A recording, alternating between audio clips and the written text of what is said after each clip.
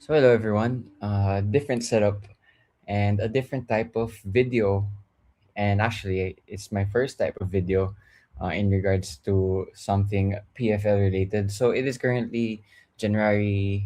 I believe it's January. I've lost my track of time. January 23, the Friday before the weekend. But unfortunately, due to stuff out of the PFL's control, there will be no matches this weekend. And so, because of that, I've decided to pass the time with a little bit of analysis, a little bit of tactical analysis from PFL games that I was really impressed by in terms of the tactics that happened in those games. Now, one of those games was before Christmas. We had the Kaya versus Manila Digger game, and this game was significant for the PFL title race for sure. It ended up being won by Manila Digger 2-0. But that scoreline doesn't really reflect what I was impressed by, which was the first 20 minutes of Manila Diggers performance against the defending champions. Yeah, so this is gonna be my tactical analysis of mainly stuff from the first 20 minutes. But before we get into it, I just want to say, first and foremost, I don't think this was the true reflection of Kaya FC Iloilo. In this match, they'll probably be feeling that they didn't give a good account of themselves, and they'll definitely be feeling that when this match happens again in round two and possibly round three, that they'll have a better performances. But all credit to Manila Digger because in the first 20 minutes they showed why they are going to be contenders this year. Starting off with our first image here. So this is an image of the out of possession structure that Manila Digger have. You can see that they sort of lock on to each Kaya player on build up. So you have Cisse who's closing down the other center back in Yamazaki. Then you have two, or I think that's Usman Guy, coming closer to Simone Rota, who's now retired, by the way. Congratulations to him. Coming close to Simone Rota. And then you have Troy Limbo cutting off the fullback in Mardiano. At the same time, Usman Guy is cutting off the pass inside to Zambrano, who's playing as the number six for Kaya in this game. Now, what this does, to put it in simple words, is force Kaya to go long. And that is exactly what Manila Digger wanted in this game. Because the moment this match becomes a physical battle or an aerial battle or a game full of 50-50 duels in this chaotic nature, Manila Digger will always fancy themselves. And that is simply due to the fact that they are so athletic. Their athleticism, their athletic ceiling in the PFL is probably the best in the whole league. I'm sure they will think that. So it was a lot of these types of scenarios when Kaya had the ball, and they were forcing them long. And I didn't screenshot it, but after Rota went long in this scenario, no surprise, Manila Digger won the aerial ball and won back possession, and I believe even created a chance within 20 seconds of this screenshot being taken.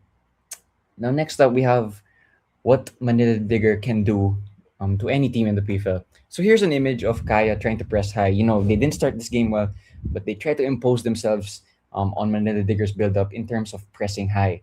You have Filonco here, who is usually a midfielder playing at left back, playing well, it must be said also.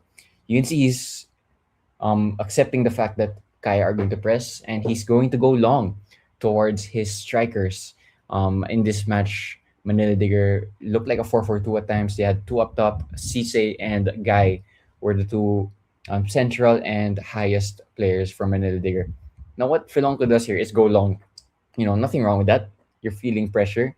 You're feeling that, you might need to go long to escape the pressure. So this is what happens. And a few seconds later, this is the scenario.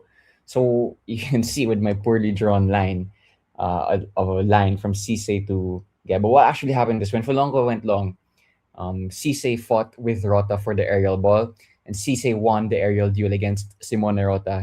That is a impressive thing to do against a center back of Rota's caliber. So Cisse won the flick on, and just the chemistry in that team is incredible because Guy just anticipated it. He anticipated the flick on and he anticipated where it would land. And this was the scenario that they found themselves in after being pressured by Kaya just a few seconds earlier. You can see it's 2v1, and Usman Guy will fancy himself running down through on goal because in terms of running, in terms of speed, in terms of running power, Manila Digger are one of the strongest, if not the strongest in the PFL. A run or teams that run from 50 to 60 yards towards their front third, Manila Digger have the athleticism to make that a lethal counter attack. So this was a type of stuff that Manila can pull off against any team, but against Kai they did it well.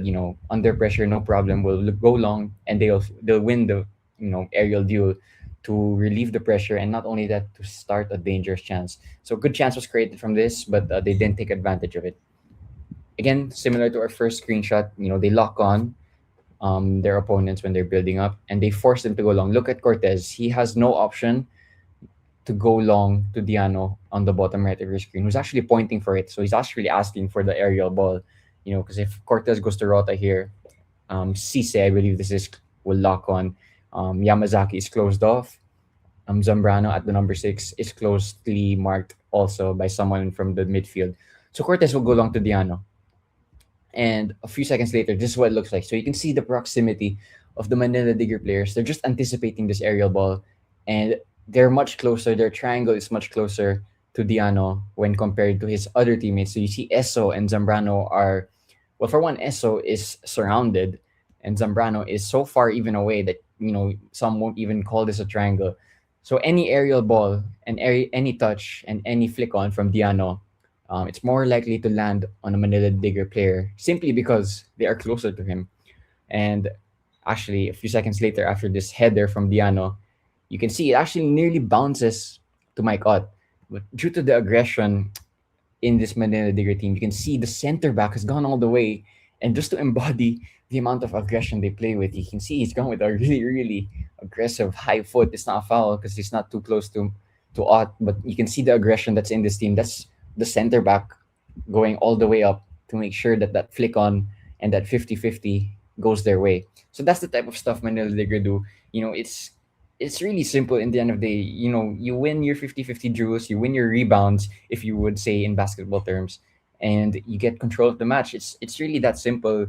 When matches have tight margins, whoever wins your 50-50s, whoever wins the chaotic loose bouncing balls is going to have control on the match. Now here's the first goal. A lot of what I've talked about is Manila Digger, thriving in moments of chaos or in moments where they don't have the ball. But another question you'd ask them is, can they play? Can they create when they actually do have possession of the ball? And that's why I have to highlight Nishioka, who's played everywhere. Honestly, he's played in the front three, he's played in the midfield, and in this game, he actually played as the deepest lying midfielder. This is a player who's young, who's a Philippine passport holder, and who wants to play for the Philippine national team. And if he continues doing stuff like this, he will help his case. So here's the goal. Nishioka has the ball.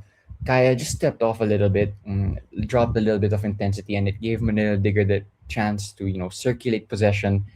And they give too much time to Nishioka, it must be said, because Nishioka has the ability to, from this type of position, make a diagonal pass.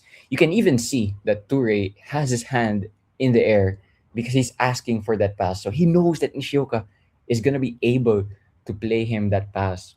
And once he plays them that pass, it's a little bit of individual brilliance because Toure then makes his dribble and bags the goal.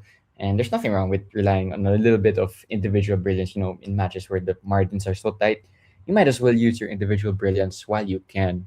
So that was how Manila Digger went 1-0 up. Again, all of this happening in the first 20 minutes, which just set the tone for the whole match that I think exceeded 100 minutes or so because of other stuff.